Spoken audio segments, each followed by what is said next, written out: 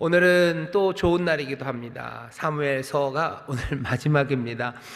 24장 18절부터 25절까지 말씀을 읽었고요. 설교의 제목은 예배 드리는 곳이라는 제목으로 말씀을 나눌 겁니다. 오늘이 길었던 사무엘 상하의 마지막 말씀입니다. 오늘 예배 드리는 곳, 본문을 읽으셔서 알겠지만요, 좀 낯선 이름, 낯설지만은 않아요. 들어본 적 많으실 겁니다. 아라우나예요, 이름이. 나중에 저기 어디요? 역대기 가면요, 역대상하, 역대기를 가면 같은 사건을 기록하면서 오르난이라고 되어 있습니다. 오르난의 타작마당이에요. 어떤 사람들은 사무엘서에서, 사무엘하에서는 아라우나라고 그러더니 역대상에서는 오르난이라고 그러네. 봐라, 똑같은 사건인데 이름도 다르고 성경이 이러냐라고 말하시는 분들이 혹시 있으시면요, 그분들은 뭐라 그래야 되나, 헛똑똑이셔요. 그러니까 읽는 방식이 좀 다른 겁니다. 왜냐하면 히브리 말이요, 히브리어가 모음이 없어요. 원래는 모음이 없었습니다. 자음만 있었어요. 자음만 있다는 건 우리나라식으로 말하면요, 기역, 니은, 디귿, 리을만 있지 아야, 어여가 아예 없었습니다. 그럼 어떻게 자음만 있는데 글을 읽습니까? 그러니까 모음은 알아서 갖다 붙여요. 황당하시죠? 근데 그렇게 꼭 황당하지는 않습니다. 왜? 히브리어, 그 이스라엘 사람들이 수천 년을 그렇게 살았어요. 그리고 지금도 자음만 있는 글씨들이 있습니다. 그러면 어떻게 글을 읽습니까? 못 읽죠. 누가 읽어주면 읽습니다. 누가 읽어주면 읽어요. 제가 여기다 비읍, 그리고 비읍이랑 시옷을 써놨어요. 여러분 읽으실 수 있으셔요? 못 읽죠? 무슨 말인지 몰라요. 하지만 제가 비읍, 시옷은 버스라고 쓴 겁니다 라고 한번 읽어드렸어요. 그럼 그 다음에 자, 여기 비읍, 시옷이 있으면 뭐라고 읽으실 거예요? 버스라고 읽는 거예요. 읽습니다. 하나님의 말씀이요, 구약 성경이 몽땅 다 자음으로만 돼 있어요. 그러니 읽을 수 있습니까? 죽었다 깨나도 못 읽습니다. 자음만 있는데 그걸 어떻게 읽습니까?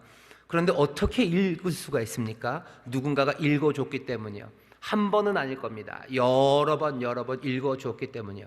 엄마가 읽어줬기 때문이요. 그리고 아빠가 읽어줬기 때문이요. 그러니 자음만 보고도 그것을 읽을 수 있습니다. 유대인들이 성인식을 해요. 성인식을 할 때 이 사람이 유대인인지 아닌지 좀 나이가 돼가지고요, 성인식을 할 때 시험이라고 그러면 시험인 거죠. 어떤 걸 하냐면요, 성경 두루마리를 쭉 펴요. 그리고 읽는 겁니다. 읽는데 당연히 거기에는 뭐가 없어요? 모음이 없겠죠. 자음만 있어요. 그런데도 제대로 된 유대인이라면 그 성경을 읽을 수가 있어요. 왜? 늘 어머니가, 아버지가 읽어줬기 때문에 자음만 보고도 그게 뭔지 압니다.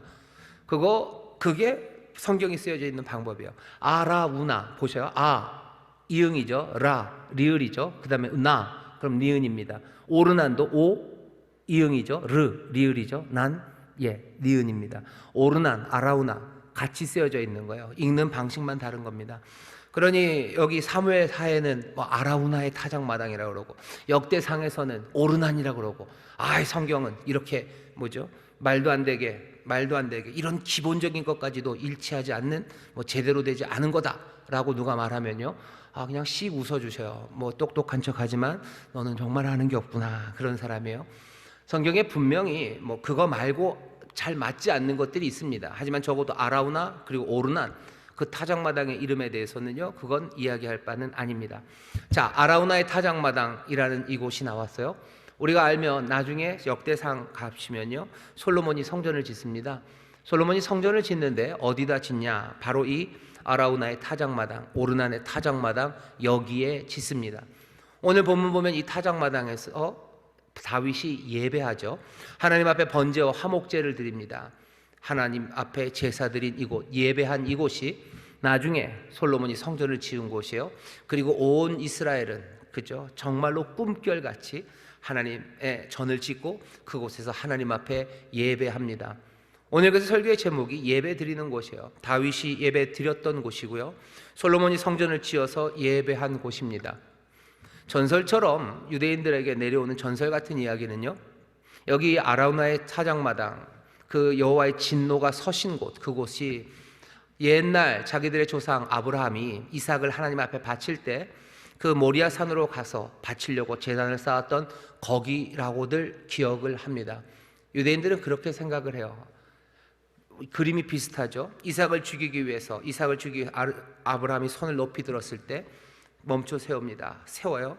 여기 아라우나의 타작마당에서 이스라엘 단에서부터 브에세바까지 하나님께서 치시려는, 진멸하시려는 여호와의 사자의 손을 하나님이 멈춰 세우셔요. 그림이 비슷합니다. 멈춰 세우시고 그 다음에 다시 새로운 길로 인도해 가시죠.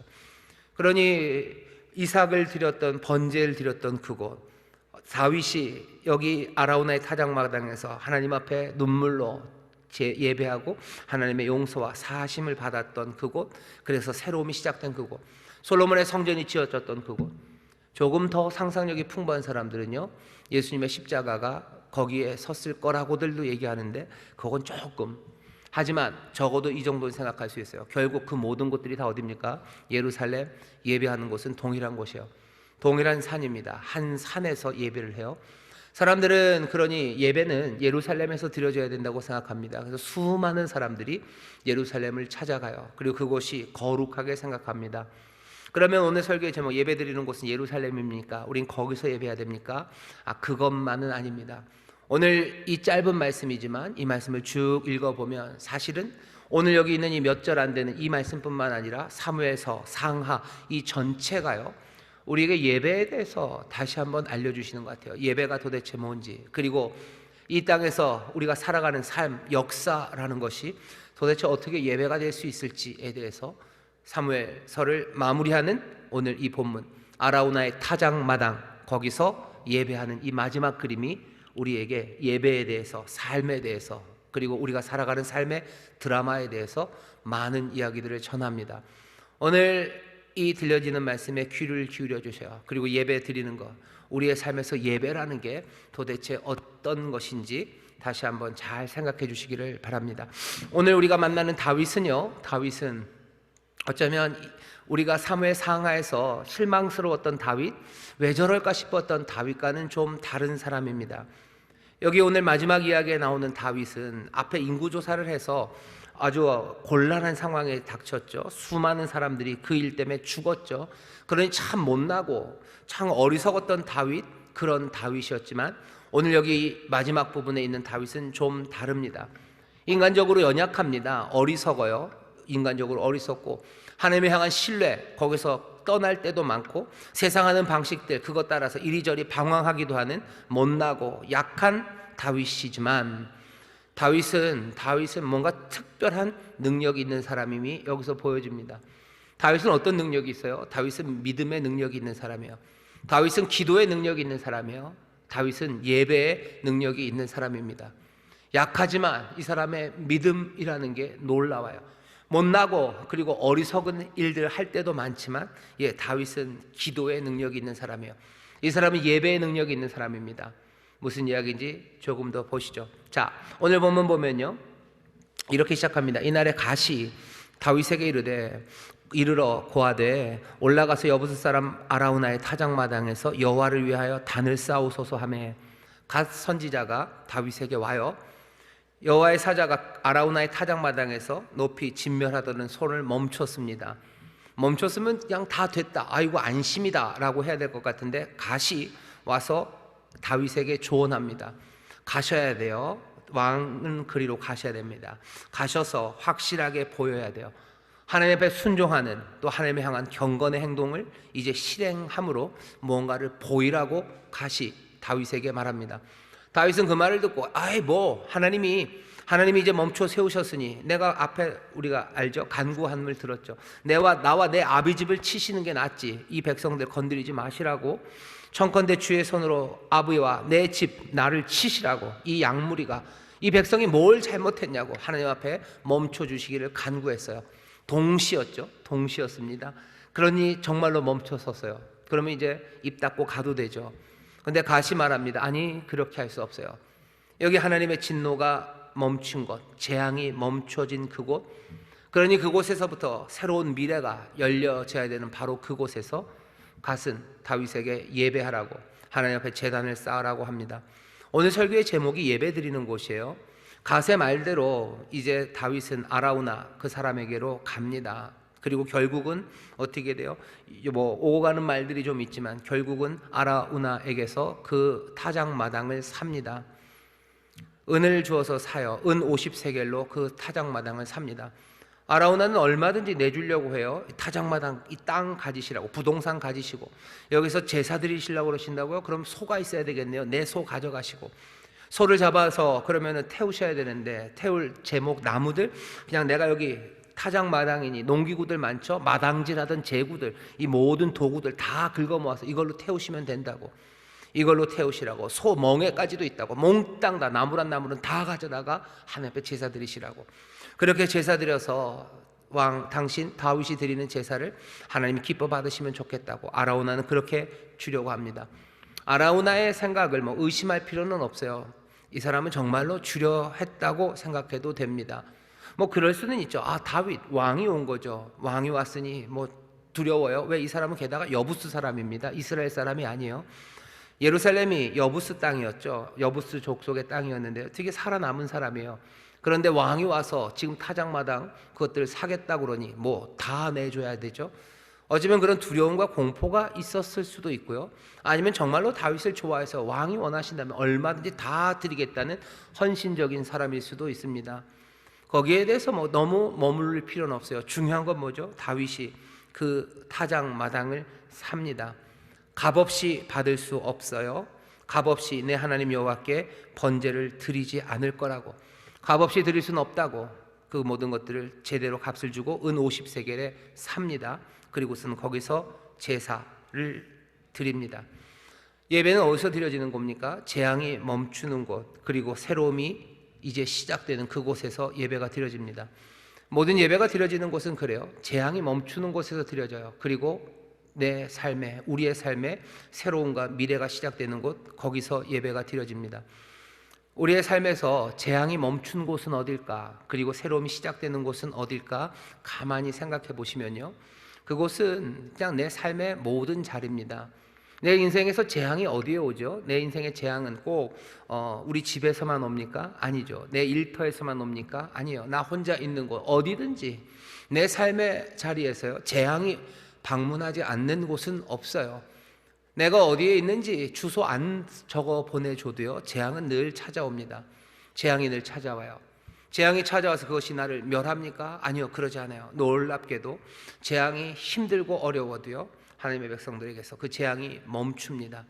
재앙이 멈춰요. 재앙이 멈추는 그곳은 내 삶의 모든 자리입니다. 그리고 내 삶의 새로움은 어디서 시작되겠습니까? 거기서 시작되는 거예요.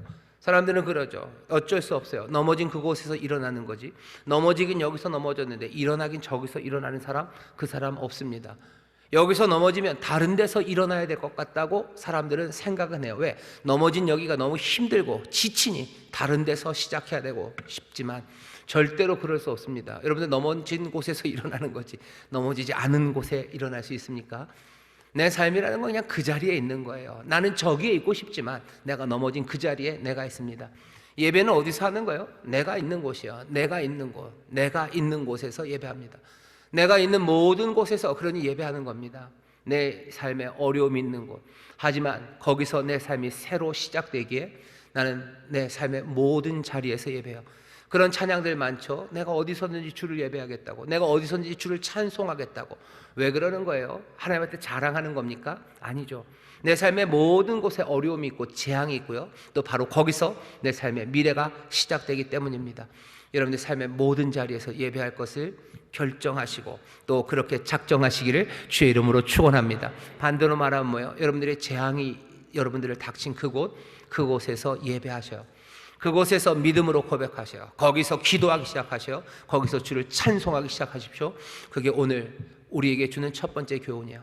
아라우나의 타작마당, 거기서 예배할 겁니다. 재앙이 멈춰진 그곳에서 예배할 거야. 이제 새로운 미래는 거기서 시작될 겁니다. 그러니 그곳에서 예배합니다. 이 예배는 어떻게 됩니까?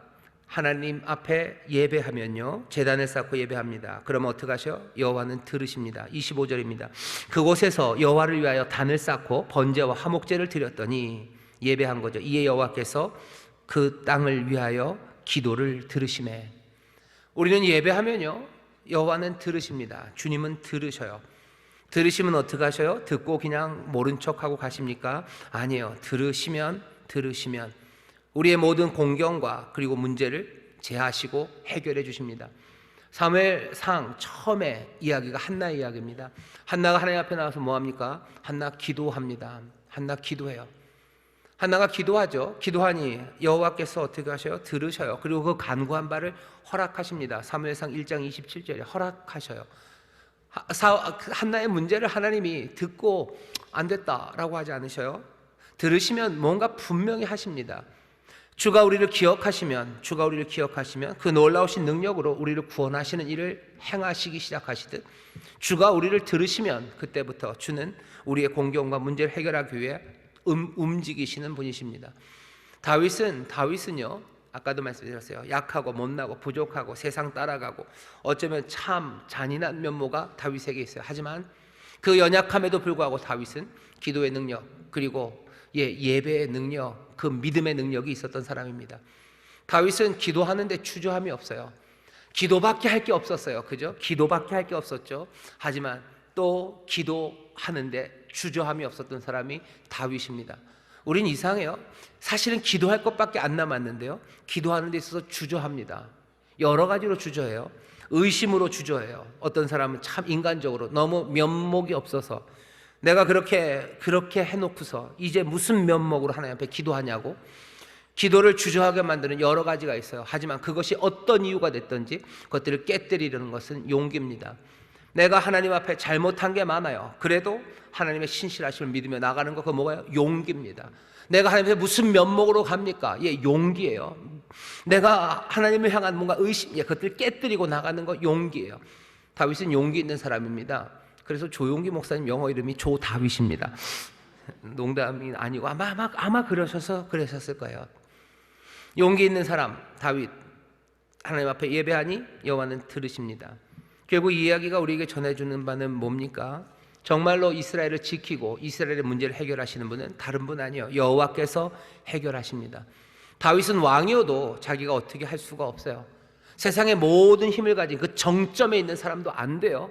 하지만 이 사람 다윗도 누구에게? 여호와께 예배하면 여호와가 들으시고 그 문제를 해결하셔요. 그러면 우리가 알 수 있는 건 뭐예요? 이스라엘을 다스리고 이스라엘의 모든 문제를 해결하고 이스라엘을 지키시는 분, 그분은 여호와 주님이십니다.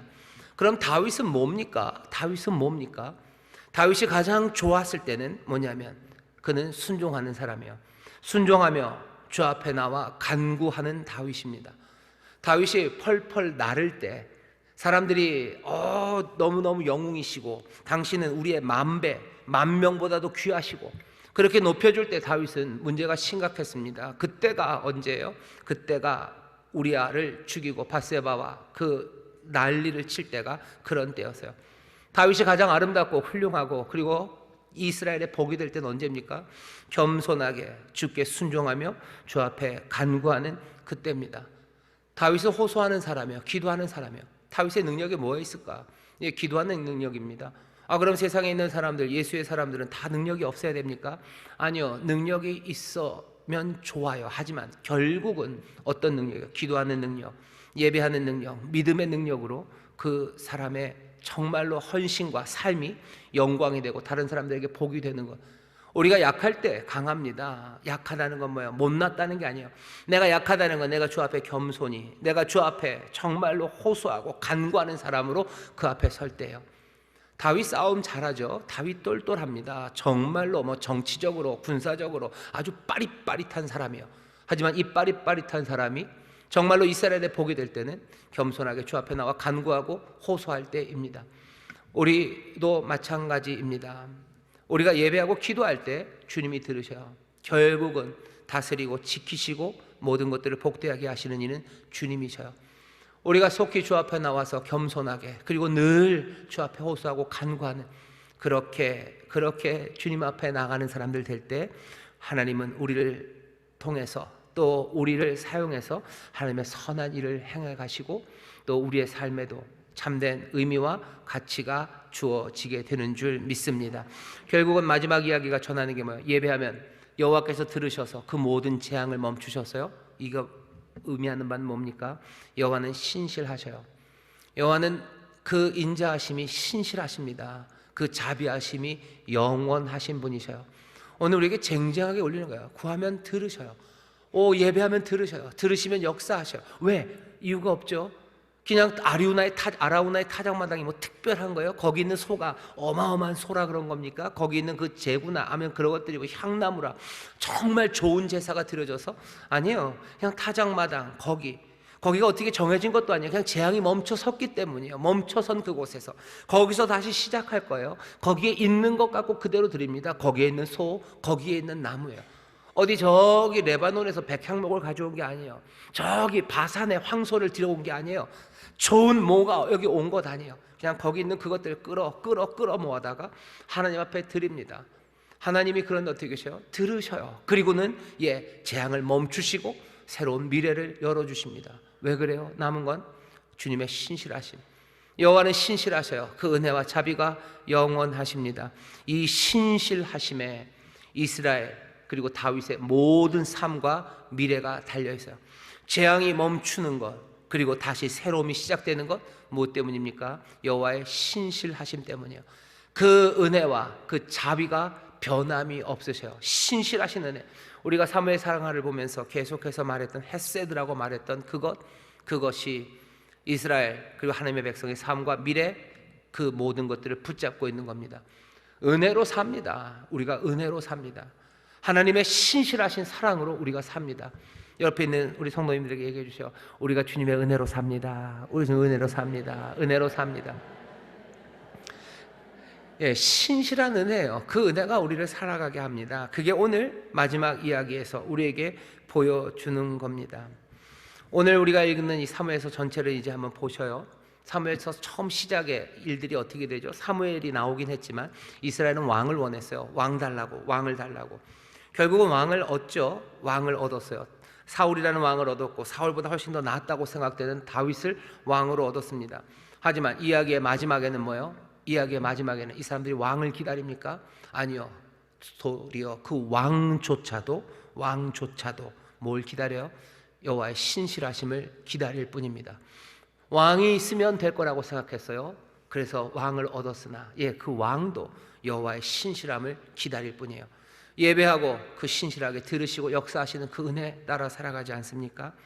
이 신실함이 사무엘서 전체요. 이스라엘의 역사, 하나님께서 선하신 뜻을 이루기 위해 부르신 그 백성이 어떻게 살아가는지에 대해서 사무엘서 전체가 말하는 겁니다. 신실하심, 변함없는 신실하심이 이 역사에 가득 차 있어요. 그리고 또 하나 잘 보셔야 됩니다. 여호와의 신실하심만 보여지지 않아요. 여호와는 늘 신실하셔요. 이건 상수입니다. 상수가 가면 그냥 늘 같은 거죠. 변함이 없어요. 그러면 인생이 세상의 역사가 변화가 없고 그냥 다 똑같겠네요. 그럴 리가요. 똑같지 않습니다. 역사가 얼마나 파란만장합니까? 사무엘서가 얼마나 파란만장해요. 이스라엘의 상황이 얼마나, 또 다윗의 상황이 얼마나 파란만장합니까? 우리도 그렇지 않습니까? 주는 변함없이 늘 신실하셔요. 그럼 우리의 삶은 늘 똑같아야 되겠는데, 저와 여러분들의 삶도, 한 개인의 삶도, 우리 교회도, 이 나라도, 인류의 역사는 계속해서 파란만장해집니다. 왜 그런 것 같으셔요? 그것 때문이죠. 하나님의 신실하심이 변함이 없는데요, 그 하나님의 신실하심에 대한 우리의 태도가 변하기 때문이에요. 어떤 때는 용기를 가지고 그 신실함을 향해서 나아갑니다. 어떤 때는 아주 용기 있게 그 신실함으로부터 내가 힘을 얻어서 삶을 살아가요. 어떤 때는 그 신실하신 하나님의 백성이라는 거, 그 신실하신 하나님이 우리와 함께 하신다는 거, 그것을 붙잡고 나는 신실하신 하나님의 백성, 하나님의 자녀라는 거, 그것들을 알고 움직일 때가 있고, 어떤 때는 그거 모르고 움직일 때가 있는 겁니다. 용기 없이 움직여요. 하나님의 신실함을 모르고 움직여요. 내가 하나님의 신실하신 하나님의 내가 백성이고 자녀라는 사실을 모르고 움직여요. 그러니 어떤 때는 세상 따라가는, 세상에 힘 있는 사람 따라가고, 세상에 달콤한 것 따라가기도 하고, 어떤 때는 정말로 하나님의 인자하심과 자비하심과 긍휼하심, 그거에 정반대되는 잔혹하고 폭력적인 그 일을 행하며 살아가는 거예요. 그러니 하나님은 가만히 늘 풍성하신 은혜로 가득 채우시고 신실하신데, 우리가 들쑥날쑥하니까 이게 뭐예요? 온갖 변주가 시작되는 겁니다. 어떤 때는 하나님의 복주심과 은혜가 가득해서요, 찬란한 그리고 아름다운 날들이 펼쳐져요. 용기로 주 앞에 나갈 때요. 언제입니까? 그때는 우리가 그 신실함을 붙잡고 신실함을 향해서 그 신실함으로부터 힘을 얻어 용기 있게 살아갈 때요. 선한 것, 의로운 것, 두려움 없이 사랑하기 시작할 때요. 그때는 하나님 말씀대로 찬란한 것들이 우리 앞에 펼쳐집니다. 하지만 그 신실하심을 잃어버리고 주눅들어서 세상에 끌려서 말도 안 되게 하나님 앞에 등 돌리고, 그죠? 등 돌리고 떠나갈 때, 돌아오라고 그렇게 말씀하시는데도 불구하고 귀 닫아버리고 그냥 내 멋대로 자기 길을 걸어가기 시작할 때, 신실하신 은혜에서 멀어져 가기 시작할 때, 그것을 향한 용기, 그것 대신에 두려움과 떨림으로 세상의 것들을 붙잡고 그냥 헤매며 살아갈 때 세상은 점점점 어두워져 가는 거예요. 내 삶의 피폐함과 황폐함이 우리 가운데 찾아오는 겁니다. 세상이 왜 파란만장할까?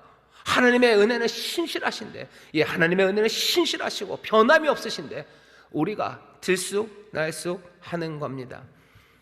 이스라엘 사무엘하, 사무엘상, 사무엘서가 우리에게 보여주는 처음부터 끝까지 한나 이야기 생각나시면 하나님 신실하셔요. 들으시고 허락하시고 응답하십니다. 끝에도 하나님이 예배하는 자 들으시고 허락하시고 응답하셔서 새로운 미래를 줘요.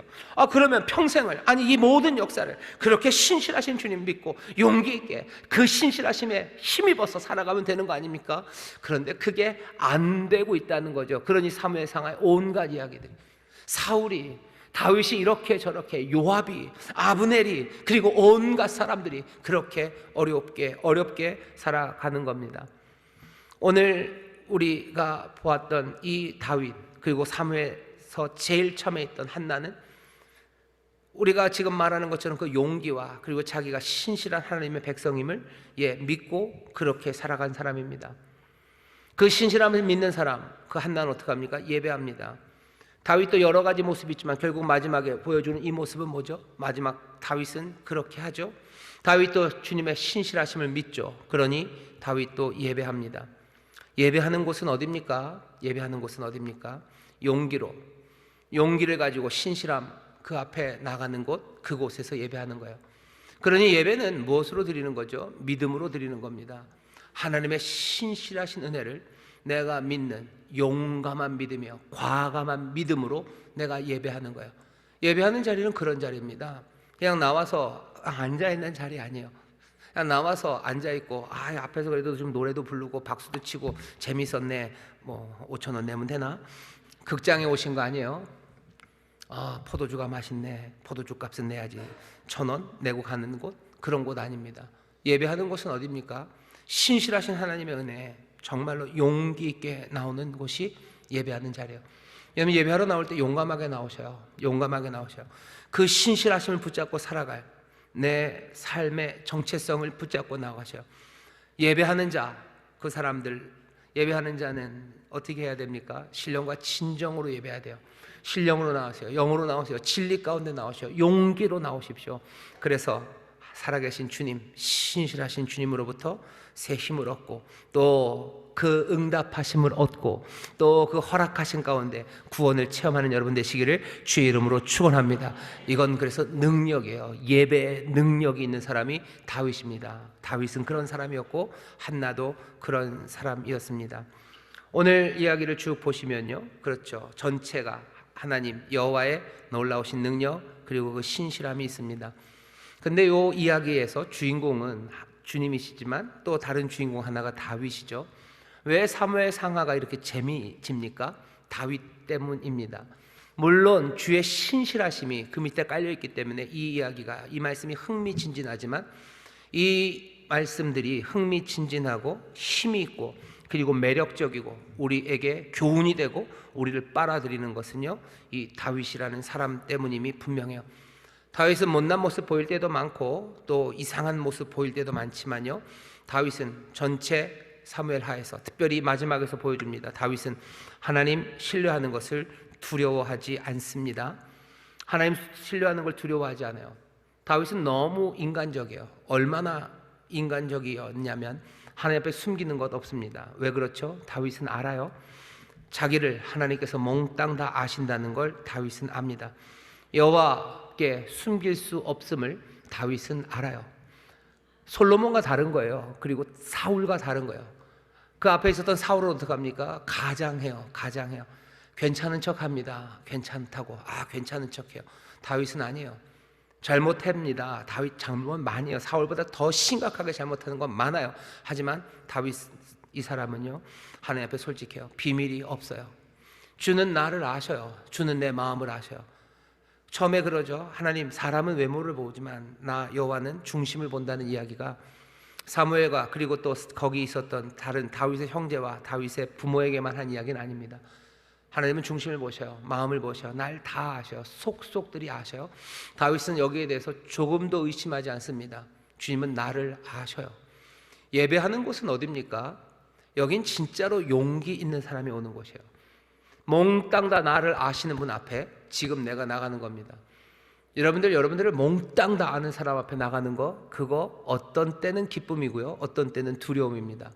잘 보세요. 내가 사랑하고 그 사람이 나를 사랑함을 안다면 나 모두를 다 아는 것, 그거 부담되지 않아요. 오히려 그것이 내가 안식을 누릴 수 있는 곳이요, 내가 평안을 누릴 수 있는 곳입니다. 하지만 나를 사랑하지 않고 내가 사랑하지 않는 사람이 나를 몽땅 다 안다. 그건 뭐예요? 불안한 곳이에요. 불안하고 피하고 싶은 곳이지 가고 싶은 곳 아닙니다. 다윗은 여호와께서 나를 몽땅 다 아신다는 걸 알아요. 그런데도 불구하고 이 사람은 하나님 앞에 나갑니다. 주님 앞에 나갑니다.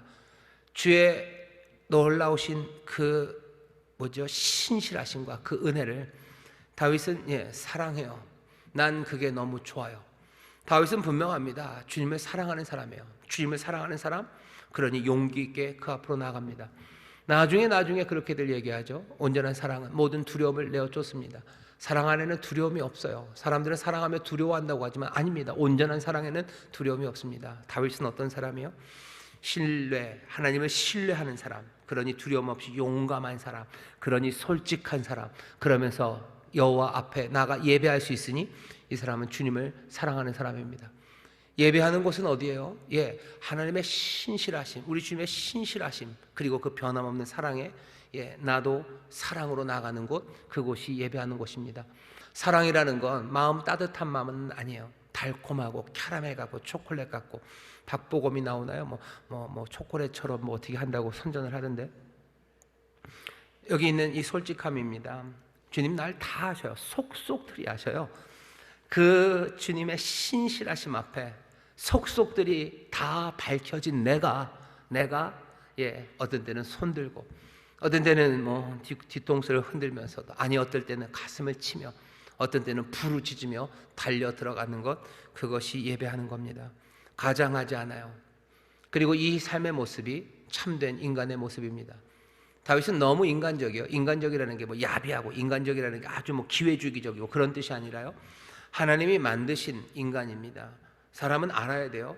나를 만드신 분이에요. 나를 만드신 분, 내 머리카락까지 세신 분, 내 마음의 중심, 사람들은 몰라도 몽땅 다 아시는 분. 인간은 하나님의 형상으로 지음받았고 하나님이 만드신 사람이에요. 속일 것 없습니다. 하나님이 사랑으로 나를 만드셨음을 알아요. 그러니 참된 인간은 하나님을 사랑하는 사람입니다. 하나님을 사랑하고 내 모든 것들을 아셔도 내가 사랑하기에, 사랑받는 것 알기에 용감하게 주 앞으로 나가는 사람, 이 사람이 참된 인간입니다. 참 사람은 누굽니까? 사랑의 마음을 품고 주님 앞에, 하나님 앞에 또복 걸어가는 사람들, 그 사람들이 참 인간입니다. 참 사람으로 산다는 게 뭔지 한번 다시 보세요. 하나님 앞에 내가 나가는 사람, 그 사람의 삶은 어떻게 될까 보셔요. 그 사람의 삶은 여러분들 잘 모르시면 예수님 보시면 돼요. 예수 그리스도는 참 하나님 그리고 참 인간으로 오셨어요. 예수님, 그 하나님의 아들은, 하나님의 아들이 육신이 되어 이 땅에 거하신 그 참 인간이요 참 신이셨던 그분은 어떻게 하셔요? 하나님 앞에 두려움이 있습니까? 아니, 없어요. 아버지가 모든 걸 아셔. 나 모든 것 다 아십니다. 그러니 사랑으로, 기쁨으로 아버지 앞에 한 걸음 한 걸음 갈 수 있는 겁니다. 심지어 그 길이 십자가라는 갈보리, 그 길을 통해서 가는 길이어도 주께서는 그 길을 또박또박 가시는 거예요. 내 삶을 내어주며 사랑하고 눈물로 더 헌신하는 길이어도 그 길을 또박또박 걸어가는 겁니다. 참 사람은 그렇게 살아가요. 정직하고 솔직하게 용기 있게 하나님 앞에 나아가며 예배하는 사람, 그 사람이 세상에서 두려움 없이 하나님의 뜻을 행합니다. 사람들은 갈 수 없을 길이라고 말해도 갈 수 없는 그 길 없어요. 주가 나를 부르시면 그 길을 따박따박 걸어가는 사람들, 그 사람들이 참 인간입니다. 인간은 아름다워요. 누가 노래를 했죠. 사람이 꽃보다 아름답다고 그러는데 꽃에 비할 바는 아닙니다. 참 인간은 아름다워요. 하나님의 형상대로 지음받았습니다. 하나님의 형상대로 지음받은 우리들이에요. 예배하는 사람들, 이 사람들은 아름답습니다. 왜? 참 인간이 예배하기 때문에 그래요. 참 사람은 예배합니다. 예배하는 곳 그곳에 누가 있어요? 참 사람이 있어요. 용감하고, 그리고 사랑하고, 그리고 비밀이 없고 솔직한 그 참 사람들, 그 사람들로 여러분들 주께 예배하게 되시기를 주의 이름으로 축원합니다. 예배하는 그 사람들이 아름답습니다. 옆에 있는 분들에게 얘기하셔요. 우리 참되게 예배합시다. 참되게 예배합시다. 참되게 예배합시다. 자, 다윗이 그렇게 나아갑니다. 그렇게 나아갑니다. 오늘 이 이야기를 보면 예배하는 곳, 그곳에 지금 어떤 일들이 벌어지고 있는지가 보이죠. 하나님은 엄청난 힘과 권세를 가지시고 정말로 신실하게 다윗의 삶을 인도해 가셔요. 다윗은 어떻습니까? 그 하나님이 함께 하시는 임재 안에서 정말로 참된 인간으로 하나님 앞에 나아가려고 하지만 나아갑니다. 그러나 다윗에게는 수많은 상처들, 흉터들, 그리고 많은 실패들이 있습니다. 다윗은 순수하지 않아요. 순진하지도 않습니다. 하지만 이렇게 예배하며 사랑함으로 나아가는 다윗, 그는 용서받을 수 있어요. 용서받을 수 있고 용서받습니다. 그러니 새로운 삶이 그 앞에 열립니다. 앞날은 우리에게 그냥 오지 않아요. 주님이 열어주실 거예요. 누구에게 여십니까? 예배하는 이 사람들. 정말로 깨어진 것 가지고도 솔직하게, 사랑으로, 신실하게, 믿음으로 주 앞에 나와 예배하고 간구하는 이 사람들에게 앞날이, 미래가 열립니다. 사무엘서의 몽땅 이야기는 분명히 여호와의 이야기요, 여호와께서 어떻게 행하시나에 관한 이야기입니다. 하지만 그 안에 다윗이 그 안에서 살아가요. 깨진 삶 다윗, 하지만 믿음으로 걸어갑니다. 다윗과 이스라엘은 그렇게 살아갈 거예요. 예배하는 사람들은 그렇게 살아갑니다. 저와 여러분들 예배하며 살아가시죠. 우리의 삶도 그럴 거예요. 신실하신 하나님 앞에서 깨지고 상처받은 우리가 정말로 참 인간의 모습으로 용기 있게 주 앞에 나가요. 정말로 겸손하게 주 앞에 나가요. 그리고 숨기는 것 없이 주 앞에 나갑니다. 그럼 어떻게 되는지 아십니까? 아마 다윗처럼 될 겁니다. 다윗이 걸었던 여정을 보세요. 그 모든 삶의 여정이에요. 하나님이 신실하게 늘 함께 하셨어요. 하지만 다윗이 주님과 함께 걸어가는 톤은요, 늘 같은 톤일 수가 없죠. 왜? 아까도 말씀드린 것처럼 다윗은 연약하고요, 그리고 다윗은 때로는 용기가 들쑥날쑥합니다. 용기가 들쑥날쑥할 때마다 우리에게는 상처 하나씩이 남을 겁니다. 상처예요. 우리의 이야기, 우리의 삶에 상처들이 남는 거죠. 실패의 이야기. 하지만 주께서 회복시키셨어요. 그러면 뭐가 남아요? 흉터가 남는 거예요. 흉터 투성이로 우리 살지 않습니까? 여러분들 흉터 많으시죠? 어렸을 때 넘어진 흉터들, 개한테 물린 흉터들. 저도 여기 개한테 물린 흉터 있고요. 그리고 애들이랑 놀다가 무슨 홈통에 확 찍혀가지고 여기 이렇게 쭉 흉하진 않습니다. 잘 보여야지 보이는 흉터들, 그 흉터들이 있어요. 다윗 흉터 많은 사람이에요. 상처 많은 사람입니다. 그러니 주는 신실함이 변치 않으시지만 다윗은 그렇게 살아갑니다. 그러니 그의 삶이 그런 것처럼 다윗의 예배도 그럴 수밖에 없어요. 우리의 예배도 그럴 겁니다. 우린 예배하러 와서 어떻게 합니까? 하나님 앞에 나와서 재촉할 때 많아요. 빨리 해달라고. 우리 막 재촉합니다. 하지만 재촉만 하는 사람들은 아니에요. 우리는 어떤 때는 기다리기도 합니다. 우리가 하나님 앞에 나와서 그냥 눈물로 간구하며 기다릴 때 기도해요. 일에 빨리 해주셔야 된다고. 하지만 어떤 때는 정말로 급할 때도 우리는 기다릴 수 있어요. 주여, 우리가 기다립니다. 우리가 주 앞에 나와 예배할 때요, 어떤 때는 순종해요. 말씀하시면 내가 따르겠습니다. 하지만 늘 그렇지만은 않아요. 어떤 때 하나님한테 따져 물을 때도 있어요. 아주 용감하게 그건 싫고 그건 아니고. 우리가 하나님 앞에 나와서 예배할 때 우리가 하나님 앞에 항복할 때도 있습니다. 항복할 때 있어요. 모든 것 다 맡겨드려요. 모든 것 다 맡겨드립니다. 하지만 어떤 때는 내가 다 맡기지 못하고 내가 알아서 하겠다고 그 위험한 곳으로 뛰어 들어가겠다고 할 때도 있어요. 우리가 하나님 앞에 나와서 예배할 때 어떤 때는 몽땅 다 받아들입니다. 알겠습니다 하고 받아들여요. 하지만 어떤 때는 정말로 물러서지 않을 뜨거움으로 하나님 앞에 구합니다. 내 자녀가 아파요. 받아들일 때도 있어요. 하지만 내 자녀 살려달라고 목숨 걸고 덤벼들 것처럼 간구할 때도 있습니다. 하지만 이 모든 일들이요 몽땅 다 뭐요? 믿음, 확신을 가지고 하는 거예요. 그러니 그것은 예배입니다. 우리가 믿음을 가지고 하나님 앞에서 양보하고 받아들여요. 어떤 때는 믿음을 가지고 하나님 앞에 따지고 해달라고 요구할 때 있는 거예요. 믿음을 가지고 재촉하는 거고, 또 믿음을 가지니 또 기다릴 수 있는 겁니다. 믿음이 있으니 순종하는 거고요. 또 하나님의 신뢰, 하나님의 신실하심을 믿으니 하나님 앞에 따져 묻기도 하는 겁니다. 다윗의 삶이 그래요. 다윗의 예배가 그래요. 우리도 그렇습니다.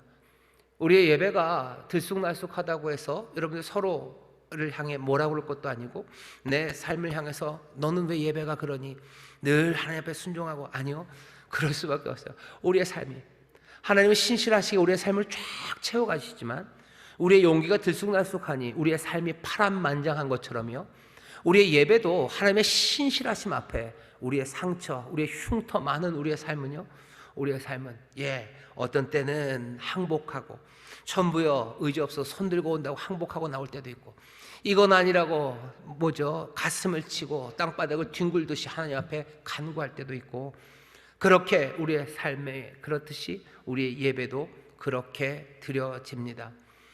문제 있습니까? 아니요, 문제 없습니다. 뭐만 있다면 우리가 주의 신실하심에 대한 확신, 우리가 믿음으로 한다면. 의인은 그러니까 뭐예요? 믿음으로 삽니다. 믿음으로 간구할 때도 있고요, 믿음으로 받아들일 때도 있어요. 믿음으로 기뻐할 때도 있고요, 또 믿음으로 슬퍼하며 애통할 때도 있는 겁니다. 우리는 믿음으로 살아요. 믿음으로 삽니다. 바라는 건 정말로 하나님의 신실하심처럼 우리도 정말로 시종일관 신실해지기를. 누구처럼? 예수 그리스도, 우리 사랑하는 주님, 온전한 인간의 모습을 보이신 그 아들의 형상 닮아가는 그 길까지 가겠지만, 그래서 영원한 예배가 우리의 삶에서 찬송으로 가득 찬 날이 오겠지만, 그때까지는 울고 기뻐하며 그렇게 주를 신뢰하며 나아가는 겁니다. 아라우나의 타작마당, 그곳에서 하나님 앞에 예배합니다. 결국은 거기서 예배한다는 건 무슨 뜻인 것 같으세요? 우리가 그리스도 안에서 예배하는 거예요. 참 하나님, 그리스도 안에서 보여진 건 우리의 참 하나님의 신실하신 은혜입니다. 그리스도 안에, 그리스도의 하나님의 놀라우신 은혜가 있어요.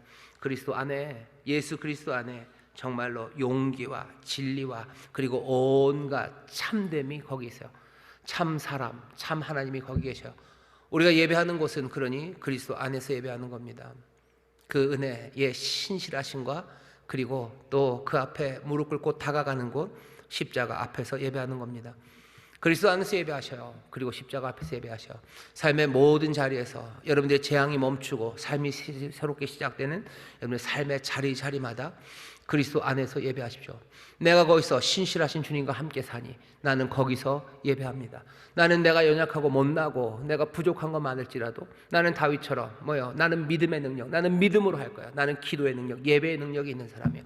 내가 약할 때 내가 약할 때 제일 강하고, 내가 약해 주 앞에 겸손하게 무릎 꿇고 주를 따르기 시작할 때 그때 내 삶에 가장 선한 열매가 맺어질 것을 믿으며 그 용기 붙잡고 살아가셔.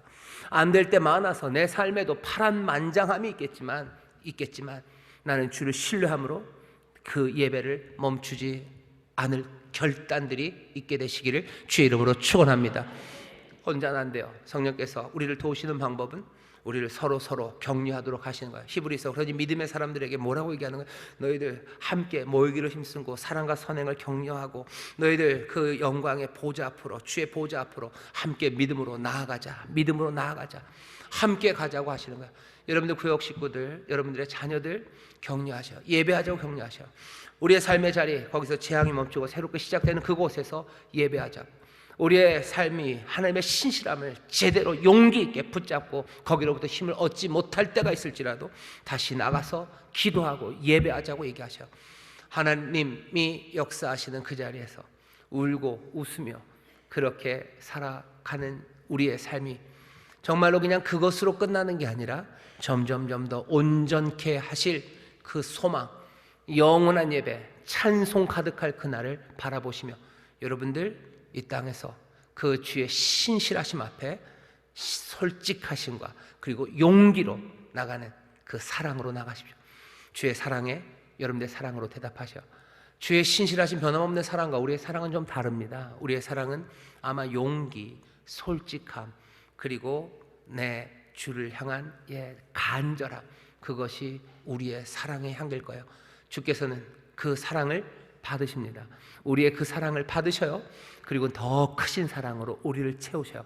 성령께서 하시는 이 사랑의 아름다운 교통이 우리의 예배의 자리와 삶의 자리에 가득해서 우리로 정말로 하나님의 자녀답게 살고 또 하나님의 구원의 역사 가운데 정말로 행복하고 값진 삶을 만들어 가게 하실 줄 믿습니다. 기도하겠습니다. 하나님 감사합니다. 예배드리는 곳 아버지 하나님, 우리가 정말로 우리의 삶의 곳곳에서 주의 신실하심 앞에 아버지 하나님, 우리도 다시 한번 그 은혜 붙잡고 살아가며 주 앞에 예배하며 기도하며 살아가는 삶이 되게 하여 주시옵소서. 주여, 연약한 우리를 사랑하시는 사랑이 우리와 함께 하시니 또 우리에게 주시는 놀라운 생명의 약속이 있으니 기쁨으로 찬송하며 또 주님 앞에 눈물로 간구하며 또 함께 격려하며 주 앞에 나가는 우리 모두가 되게 하여 주옵소서. 예배하는 그곳에서 주님 영광 받으시고 우리에겐 한량없는 은혜를 더하실 줄 믿사오니 거기서마다 새 소망과 새 힘으로 채우시고 새 복을 주실 줄 믿사오니 주여, 우리로 이 놀라운 은혜를 놓치지 않는 하나님의 사람들 되게 하여 주옵소서. 감사드리며 예수님 이름으로 기도하옵나이다. 아멘.